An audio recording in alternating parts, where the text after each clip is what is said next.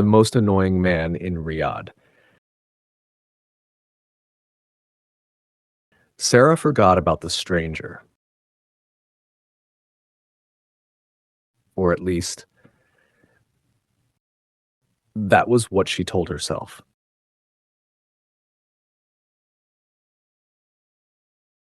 For 3 days, she successfully convinced herself that the encounter outside the villa meant nothing.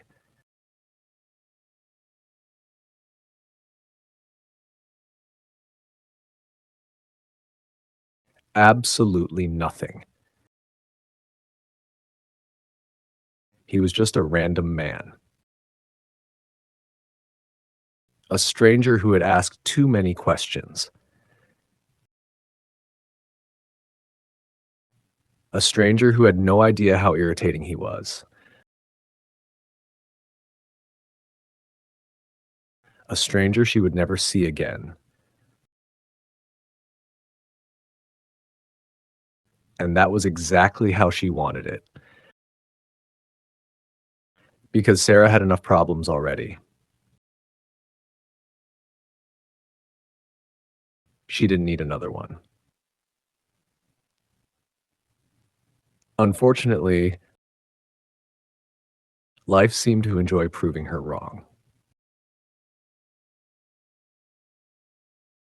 Thursday evening arrived. The Al Harbi villa was filled with guests. The engagement celebration of her cousin had turned the usually quiet house into a place full of voices, laughter, and endless conversations.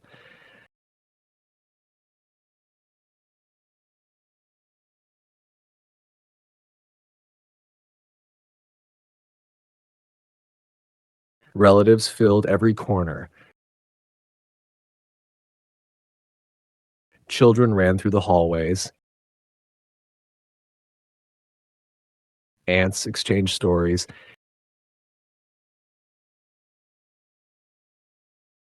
Everyone had an opinion about everything, especially about Sarah. You're 19 now.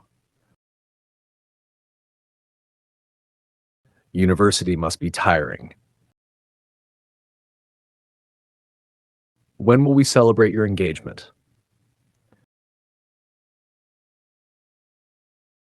Sarah had heard those sentences so many times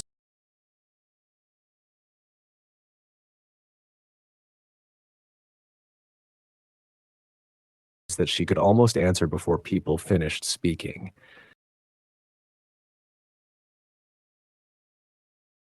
She smiled politely, answered carefully, and tried not to escape. She was helping her mother in the kitchen when Reem appeared beside her.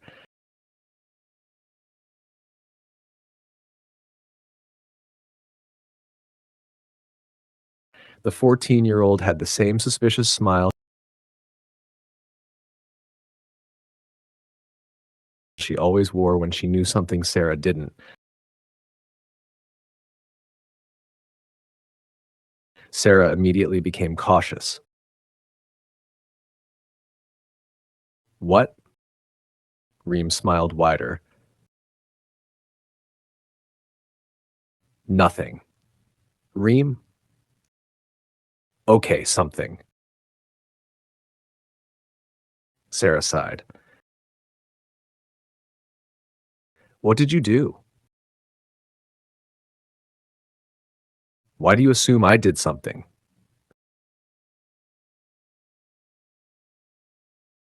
Because you always do. Reem laughed. Your annoying man is here. Sarah almost dropped the tray in her hands. My what? The man from outside. Her expression changed instantly. No. Reem nodded. Yes. No. Yes. Reem. He is in the living room. Sarah slowly turned toward the doorway and immediately regretted it because there he was, the stranger, the same man who had questioned her 3 days ago,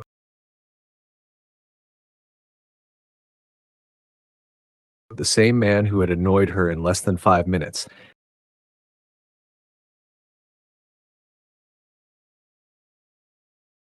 sitting comfortably beside Ahmed, laughing, talking like he belonged there.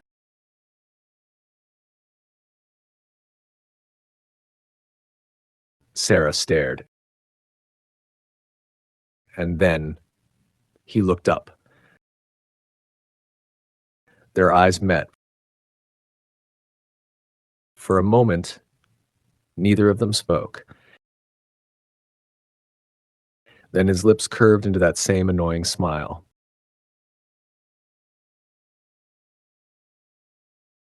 The one she already hated. Sarah whispered, "Oh, wonderful." Reem covered her mouth to hide her laughter. "I like him. You don't even know him. I know he annoys you." "Exactly. That's why." Sarah gave her sister a look. Reem only smiled. "Who is he?" Sarah whispered. Reem looked surprised. "You don't know?" "No. He's Ahmed's friend." Sarah looked back toward the living room. "What?" "They have known each other for years." Sarah felt a strange mixture of disbelief and frustration. Of all the people in Riyadh, the one person she had argued with had to be someone close to her family.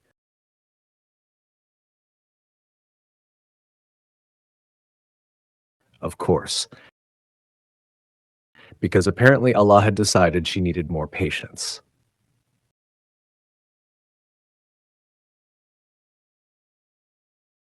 A few minutes later, her mother handed her a tray of coffee. "Sarah, please serve the guests."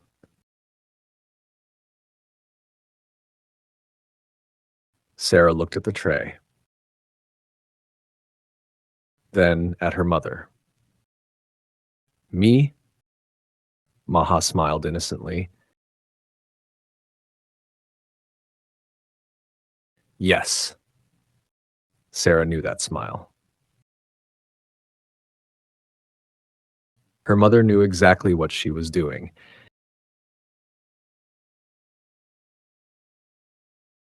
She had noticed the tension between her and the stranger, and she was enjoying it. Traitor. Sarah entered the living room. She kept her eyes away from him. She really tried, but Ahmed spoke. "Sarah." She stopped. "Yes? Serve Suhaib first." The name registered immediately. Suhaib. So that was his name. The stranger looked amused. as if he knew exactly what she was thinking. She handed him the coffee. Thank you. His voice was calm, too calm. Sarah nodded, then walked away, but not before hearing him quietly say, "Nice to officially meet you." She ignored him completely. Later that evening, Sarah found herself sitting in the garden with Ahmed, Reem, and Sohaib. She had no idea how Reem convinced her to join them. Actually, she knew. Reem was impossible to refuse. For several minutes, Sarah enjoyed the silence until Sohaib decided to ruin it.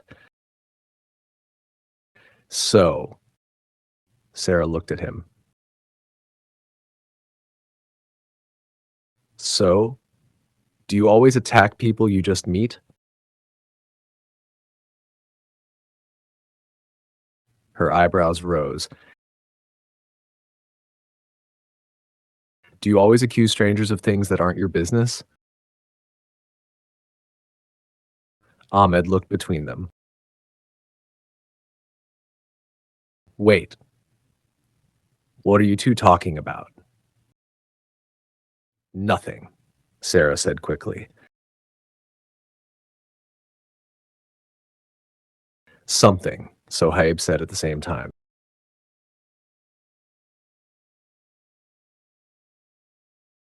Sarah looked at him.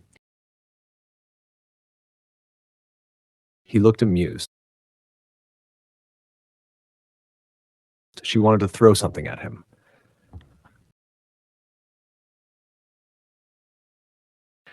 After that night, Sohaib somehow became impossible to avoid.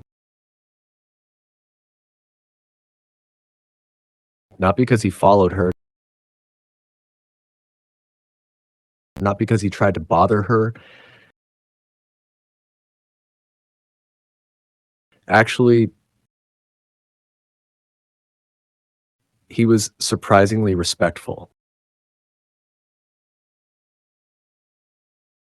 But he was always there. At family gatherings, at Ahmed's football games, at charity events,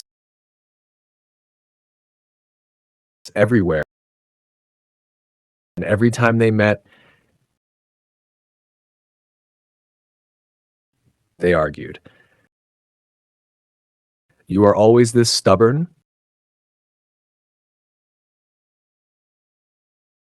Sohaib asked one afternoon. Sarah looked up from her book. "You are always this annoying?"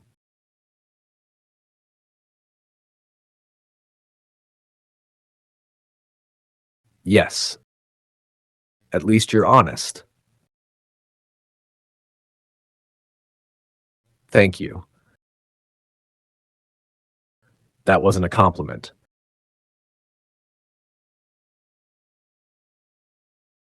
I accepted it anyway. She hated that she almost smiled.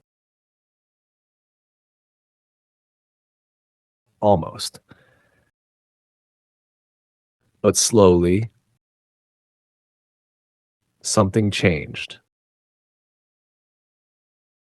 Not suddenly, not dramatically, just small things. She noticed he wasn't like the people who judged her.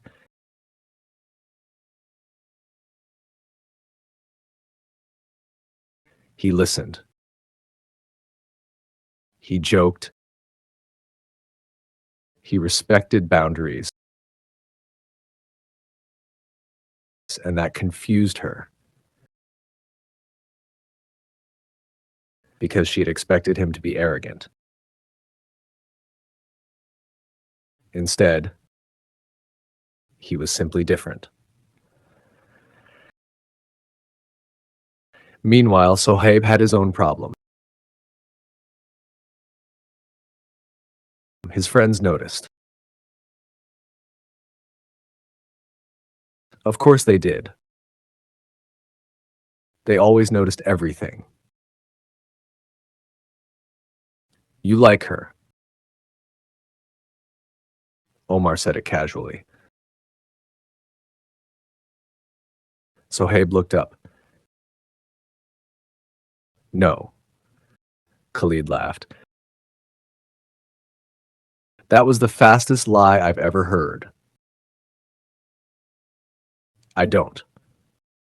You smile when her name appears. I don't. You do. Suhaib ignored them. But deep down, he knew they weren't completely wrong because Sarah wasn't like anyone he had met before. She didn't try to impress people.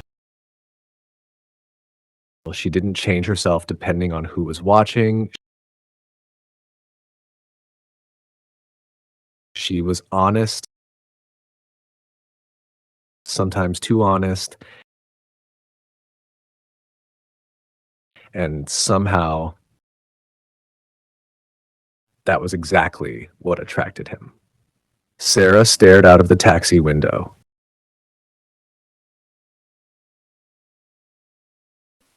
Her fingers slowly reached for her hijab. She hesitated for a long moment. Then she took it off. The instant she did, guilt filled her chest. She looked down. Astaghfirullah. She whispered quietly. She didn't feel comfortable. Not at all. But her online friend had insisted. You'll be fine. Sarah wasn't so sure. A few minutes later, the taxi stopped. Sarah paid the driver, then hurried toward the cafe. She didn't notice the black car parked across the street.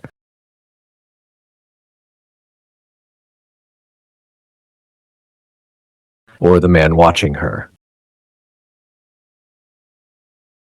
Suhaib. He frowned. So, it really is her. He watched her disappear inside. His eyes moved to the cafe's sign. He knew this place. Its reputation wasn't good.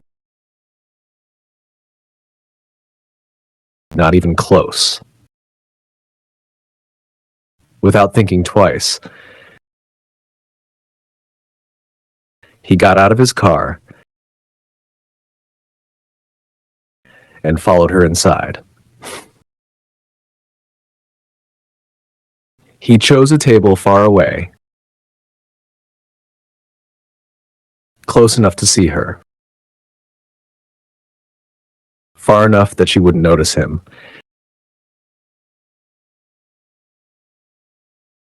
She was sitting alone, waiting. Every few seconds, she looked at the door, as if she was expecting someone. Then, a young man walked over. He smiled, asked if he could sit. Sarah politely refused. He sat down anyway. She looked uncomfortable. She stood up. So did he. He grabbed her wrist. That was enough. Suhaib was beside them in seconds. Let her go. The man smirked. And who are you? Instead of answering, Suhaib pulled Sarah behind him. The stranger shoved him. A second later, Suhaib's fist hit his face. The cafe fell silent. Suhaib turned to Sarah. Come. She was too shocked to speak. He gently held her hand and led her outside. The moment they left the cafe, Sarah realized she was still holding Suhaib's hand. She quickly let go, embarrassed. In the car, silence filled the space between them. Then Sarah broke down crying. She took out her hijab, looked at it for a moment, and put it back on.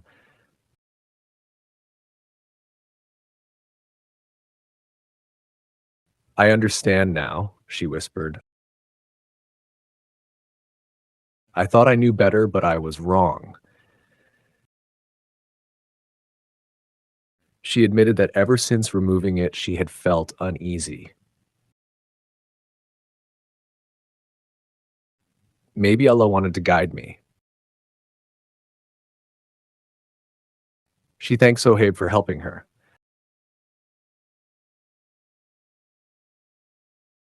He simply replied, what matters is that you're safe. When they arrived home, her father rushed to her and hugged her tightly. I'm sorry, Baba, she cried. He held her close. Nothing matters more than your safety. For the first time, Sarah understood that his strictness came from love and concern.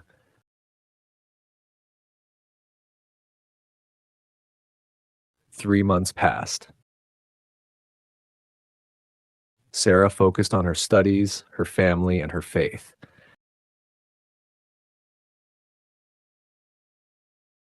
But one person kept appearing in her thoughts. Suhaib. One day her mother entered her room with a smile. We received a marriage proposal. Sarah immediately refused, but her mother convinced her.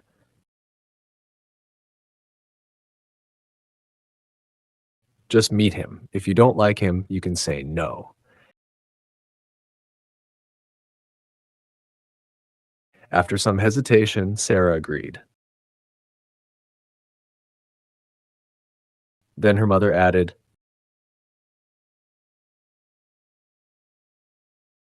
"The meeting is tomorrow." That night, Sarah couldn't sleep. A strange feeling filled her heart, as if something important was about to happen. During the meeting, Sarah sat quietly. Her hands were clasped tightly together. She couldn't stop thinking, what if she didn't like him? The room was silent. Her eyes remained lowered. Then she heard a voice, a familiar voice, one she had replayed in her mind for months. "Assalamu alaikum." Sarah froze. Her heart skipped a beat. Slowly, she lifted her head and stared. Sohaib. It was really him. For a moment, she forgot how to breathe. Her mouth fell open slightly. Sohaib couldn't help smiling. Looks like destiny had other plans. Sarah blinked several times, trying to convince herself this wasn't a dream.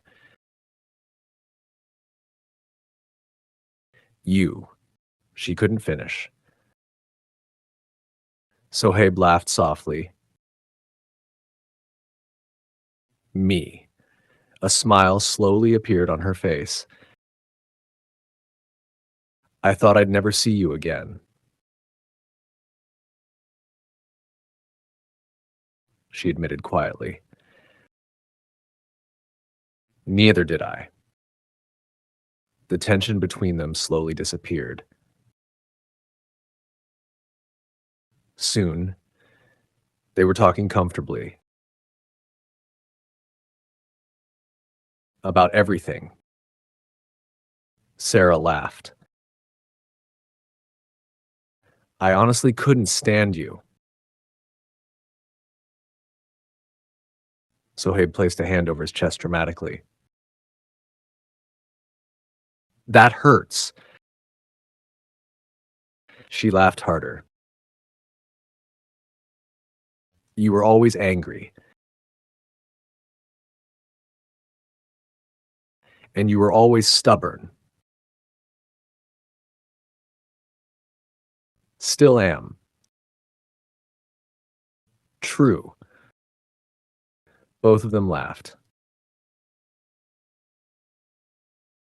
Sohaib looked at her. "I have to tell you something."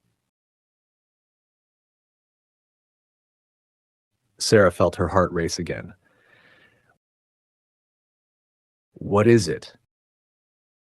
He hesitated briefly. "Do you remember the day I dropped you off at home?" Sarah nodded. "I couldn't stop thinking about you after that." Her eyes widened. Sohaib chuckled. Actually, you never left my mind.